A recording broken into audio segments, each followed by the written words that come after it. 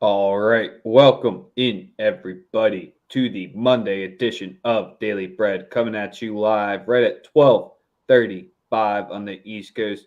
You got plenty of time to be locking in today's best bets if you're catching us live or if you're catching us on the replay, because nothing starts until 6:40 Eastern, and it's all powered and sponsored by the Wise Guys Diamond Club. Monday's best bets in the MLB, starting the week off right by tapping in on Twitter. We appreciate you there. Retweet, like, follow, all that good stuff. Hit the link if you want to be featured in today's show to drop your best bets, talk some shit like Al's doing to start off the show. But we appreciate all the comments out there from the number one subs out there. Like the video on YouTube, helps more people catch the winners of the day because we stay catching. But Sosa, how you doing on this Monday morning? Man, I feel great. Interesting weekend, no show, so just a couple of light plays for the slates, and I'm ready to get back to it. Other than that, U.S. Open starting. Excited about that. Got to make it back to New York for Serena. So hopefully she wins today, so we can have a reason to keep, for her. I needed to go further in because I can't get there yet, Yeah, you don't want to jump on Amtrak. Yeah, nah, you don't want to do that, and then she gets upset. I mean, hopefully she wins. I got Coco Gauff is my pick. I think that she's entering that stage in her career where she's supposed to be the star. Hard courts are her best surface, and you get good money. I say +9, so +900. So I that's my pick for that. And what else? The Toronto Blue Jays getting fucking swept at the crib by the Angels. Unbelievable. But really not. Right. The Yankees, just when I thought even worse. Just when I thought Toronto was ready to turn the corner, they go and do this bullshit. So all this left open is the O's game and a half back of the final spot. They're still in contention there. But it was a very weird weekend series, probably one of the last drunk ones we get for the rest of the season, hopefully, because you have most of your teams at this point who are done and dusted. Some that are still fighting, like the Twins. Man, that collapse has been probably one of the least spoken about ones out there. Not surprised. But they made all those good moves at the trade deadline. Were they good? Or That's what everyone said on the day of. They were wins. Hey, man, we're going to see. Padres still hanging in there because y'all not putting any pressure on them. I'm disappointed in the Phillies. I'm not going to lie. We're fine. What, we dropped one game and you're disappointed in us? I'm disappointed, man. Should have cleaned them out. Should have finished the job. You didn't do that, especially on a Sunday. But y'all been awful on Sundays. Oh, shout out to the crew from Paid for Play on Saturday as well, man. JD, of course, Roddy was there, the home, and then everyone, Goose and my man Sam, done bring picks. So, yeah, man, it's lit.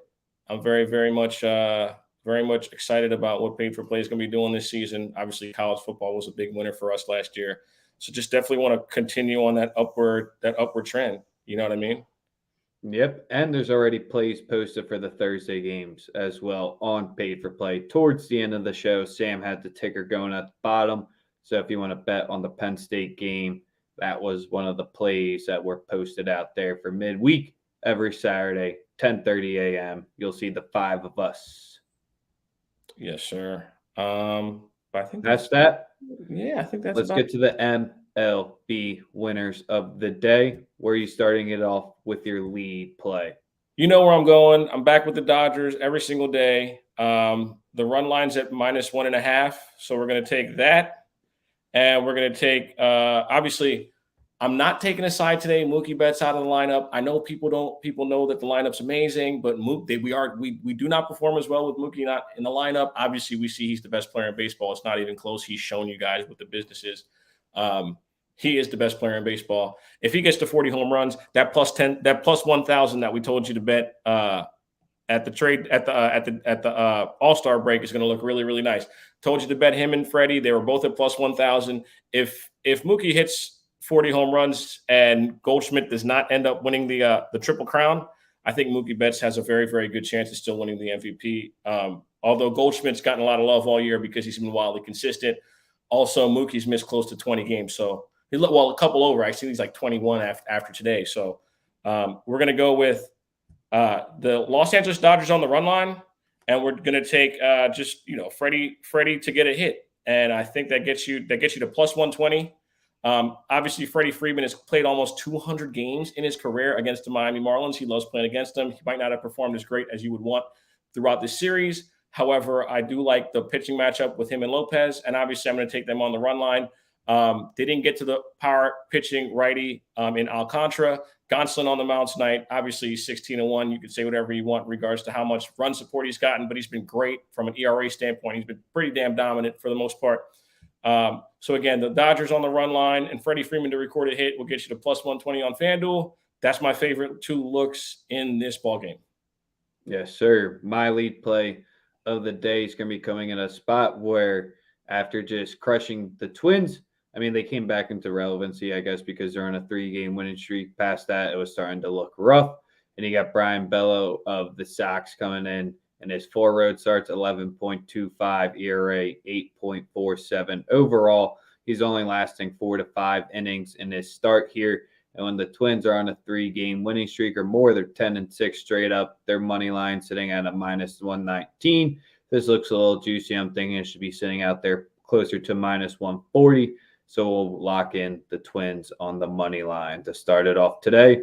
And with Bundy, even though we like to fade him, that's on the road because his home ERA is a 2.68 in his 8 starts. Squad's 5-3 in his home starts, and his last 3 is 1.76. So I like it against the Red Sox team that's completely unpredictable. Twins team total over. Another nice spot to go because you can get the first 5 and the full game both at plus money. Short plus money price. I think it's 2.5 and 4.5, but I like it. Yes, sir. And my next play comes in the Yankees-Angels matchup, night at 9:40. I like the over 8 at minus 114. It's a get-right spot for the Yankees. I know people are going to tell me about travel and all that stuff. I don't think that's going to play a part today. I think the Yankees are just a better team. Both teams are going east to west coast. So I'm 100% rocking with the over 8 at minus 114. I think there's a lot of runs scored in that matchup tonight. Montas does have the familiarity with the Angels as well.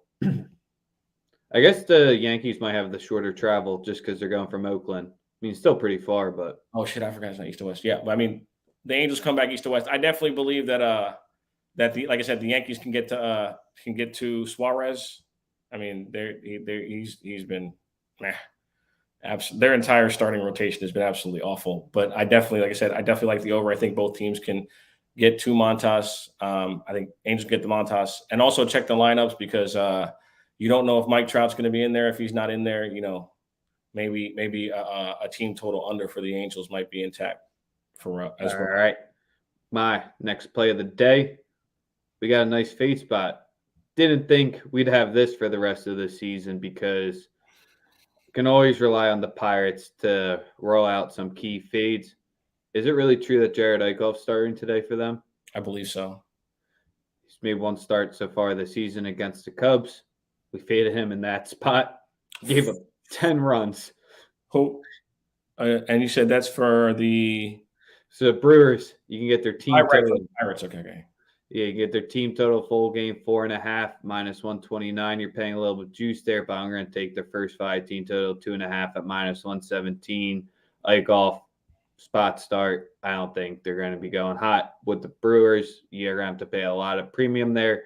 Just kind of surprised at how low the team totals are. Minus 375. I don't believe that the Brewers should ever be there. So it's getting no action for me outside of that play. Yep. That's why first 5 team total over 2.5. Get in, get out. It's just a pure fade Eichhoff spot. Yes. I can't believe he's getting a start here tonight.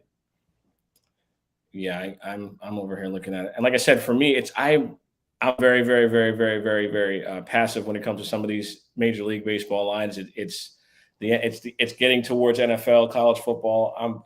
I'm going light. I What about do. the Dads Giants? We had that's like the other only close game. The Twins, you have the short line. All the rest, you have extreme juice.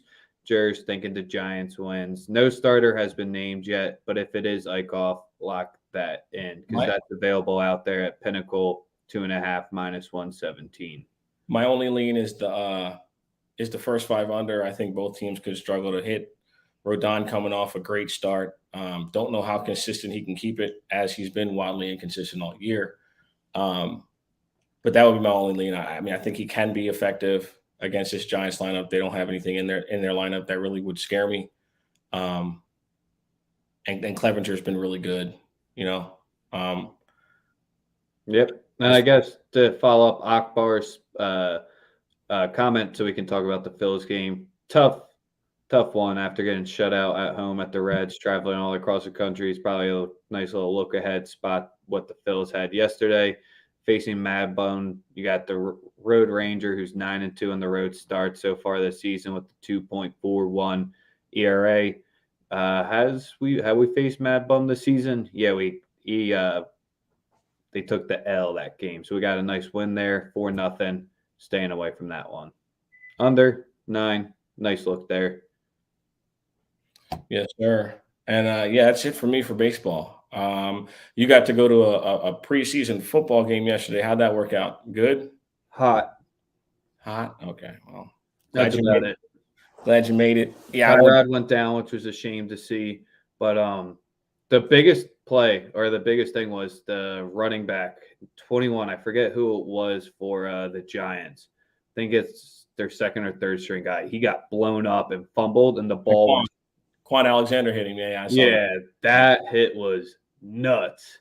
That was the biggest takeaway I got from that game was because that made me actually react. The rest was pick sixes, a lot of terrible throws, no deep shots taken, a lot of dink and dunks the whole game.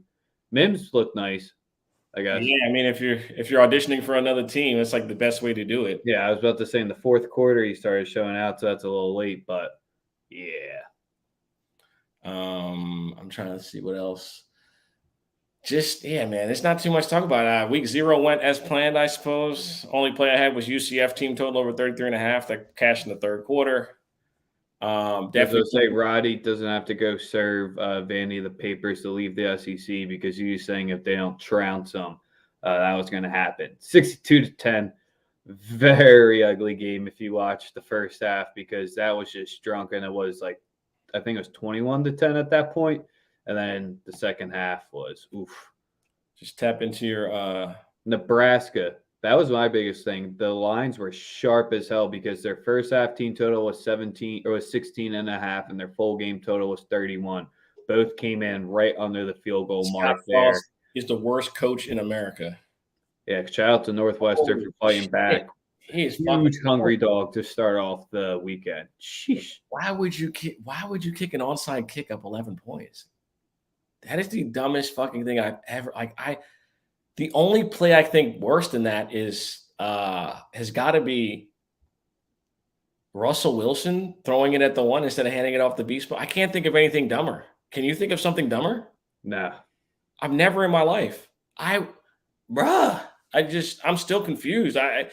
They're not. That school is not going anywhere. Frost, I don't think he makes it through the season. Frost and Hoiberg, God, Nebraska's just been wanting something for so bad, and they have their quote unquote coaches in there. Oof. Pelini won 9 games back to back years, and they fired him. What a terrible fucking just a terrible school, bro. They wanting to return to glory days, and they just you see it. He better not. I hope Luke don't leave, man. Luke need to stay at Cincinnati until the next scandal. Ooh, that's a good one.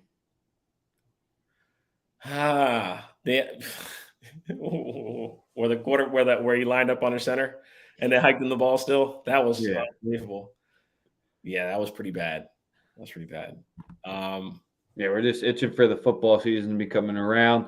We got some college football plays that are going to start being released throughout the week here. Maybe give you some early looks on the show, you can still lock it in. I took the Florida Gators team to win total under 7.5 at -125 for the season.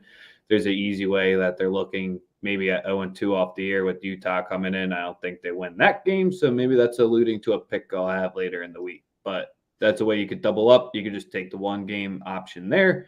But You're going to take no, Utah. I'm going to be Jones and to be talking about college football, so we'll be sneaking that in at the end of the episodes.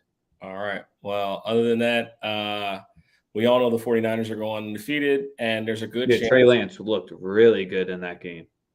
Leave me alone. Looked really good. The uniforms were clean. Thank you. I didn't know you were a fashion expert, but he did. The uniform was amazing. But yeah, I'm just ready for the season, man. I'm not talking any shit until Tua is killing. He's gonna kill all year. I can't wait for that too. So this will be fun. Dude's nuts, man. So he's your 49ers brethren with you? I didn't even catch that. What did you say? He said he's one of a 49ers guy with you. Hey, man, yeah. Like I said, it's not projection. It's just knowing that the talent's there. Yeah, and we're banking on Trey Lance to be a star. I think he will be a star. I don't really think there's really, I think this is Kyle's opportunity to finally, have a quarterback and show that like he got his star quarterback, so the offense is going to be elite. Like that's what I expect, and that's what I hope to happen. Yeah, and not much else to cover. So Monday slate, we talked on all of the 8 games, gave you out one of the college football win totals. We got plays available on Paid for Play for the Thursday night games for college football this week as well. Ooh. That's a fact, though. Damn. That's a fact. That's a fact. He gets it. Damn. He gets it. The game is the game, man. That's what it is with Trey, man. He got the Trey Young. It's a Trey thing. I mean, like, I guess. Right.